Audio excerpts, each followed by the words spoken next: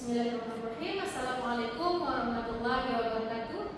Perkenalkan, nama saya Dika Juliana Sumana. Saya dari Poltekkes Kemenkes Yogyakarta. Pada kesempatan kali ini akan mempresentasikan hasil penelitian kami yang berjudul The Effect of Smoking on Malonyaldehyde and Vitamin C Levels as Oxidative Stress Markers on Active Smokers. Oke, ini adalah anggota dari penelitian kami, yaitu ada Bu Muji Rahayu, saya sendiri, lalu ada Ibu Ulia Rahmawati, ada Pak Yanuar Amin, dan Ibu Lia Soraya. Yang menjadi latar belakang dari penelitian ini adalah yang pertama bahwa merokok itu merupakan satu kebiasaan buruk yang dapat menimbulkan berbagai macam masalah kesehatan.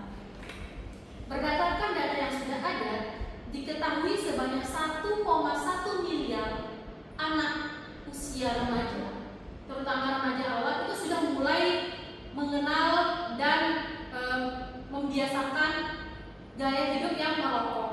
Nah, dari jumlah tersebut 80% diantaranya itu hidup dan tinggal di daerah atau di negara berkembang, termasuk Indonesia.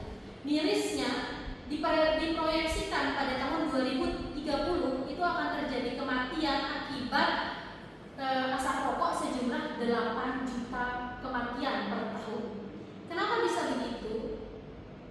Karena di dalam asap rokok itu terdapat banyak sekali senyawa yang berbahaya dan bersifat radikal bebas.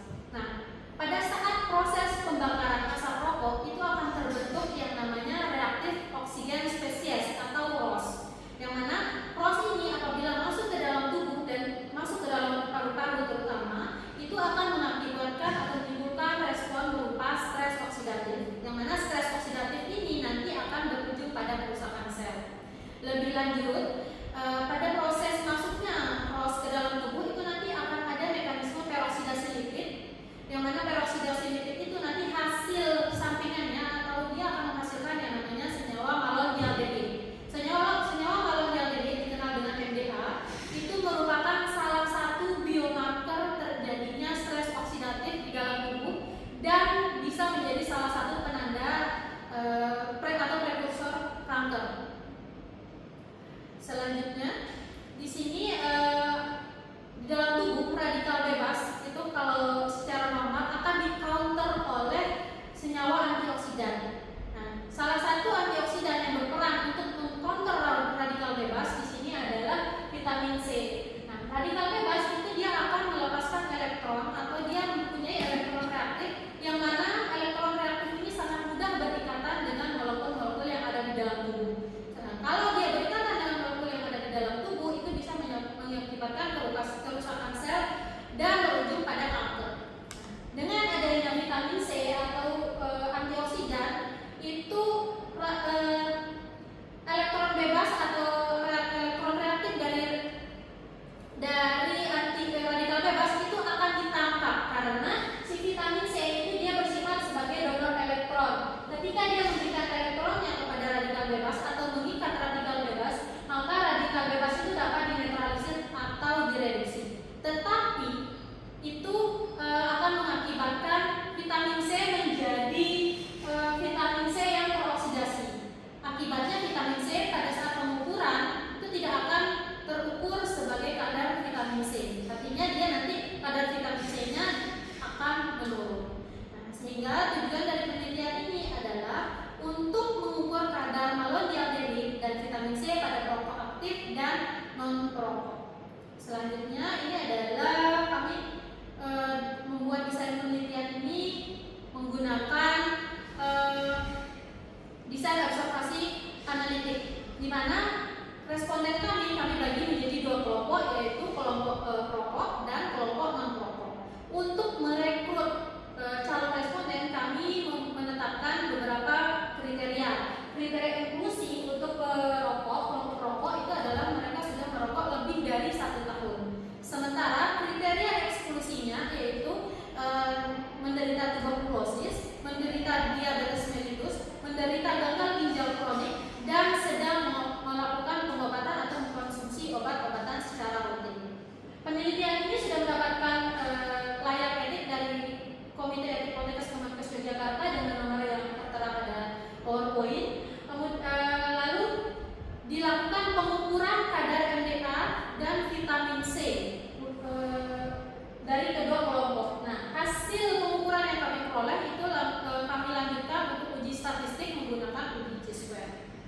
Berikut adalah hasil penelitian kami.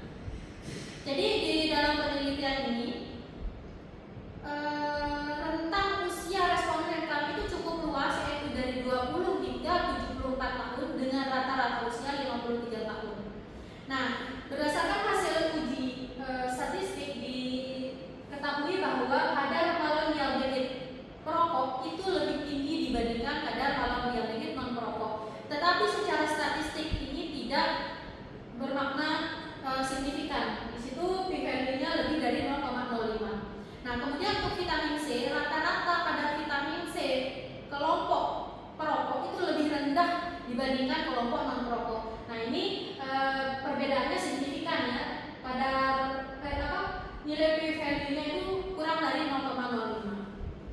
Nah, ini dapat dijelaskan secara empiris. Jadi beberapa penelitian yang sudah dilakukan itu hasilnya serupa dengan penelitian yang ini. Di antaranya itu ada penelitiannya Jagi tahun 2015 dan penelitiannya Kasinapunti pada tahun 2011. Ada lagi penelitian-penelitian yang baru, namun bisa dilihat nanti di manuskrip lengkap kami. Nah, di sini asap tembakau atau pembakaran tembakau itu menghasilkan ROS, yang mana ROS ini akan masuk ke dalam tubuh kita, dan selain ROS di situ juga ada elektron bebas atau radikal bebas yang terlarut di dalam cairan. Misalnya di situ ada cairan paru-paru. Nah, ROS ini masuk ke dalam paru-paru, diikuti dengan terjadinya aktivasi neutrofil. Aktivasi neutrofil itu akan berujung pada kerusakan sel.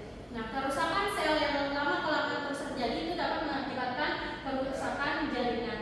Nah, di dalam proses terjadinya kerusakan jaringan itu ada proses yang kita kenal dengan peroksidasi lipid. Di sana nanti ada ROS dan senyawa-senyawa lain itu dapat mendegradasi lipid dan menghasilkan senyawa malonialdehid. Malonialdehid itu terbentuk sebagai penanda atau biomarker bahwa sedang terjadi kerusakan seluler di dalam tubuh kita. Nah, ini ketika meningkat, misalnya seperti hasil penelitian tadi, kadar MDA pada perokok itu lebih tinggi dibandingkan yang non perokok, itu mengindikasikan bahwa kerusakan sel yang terjadi di tubuh perokok itu lebih tinggi dibandingkan pada kelompok yang non perokok. Nah, pada saat merokok itu sebenarnya kita bisa mengumpamakan kita menghirup radikal bebas secara terus-menerus dan secara sengaja.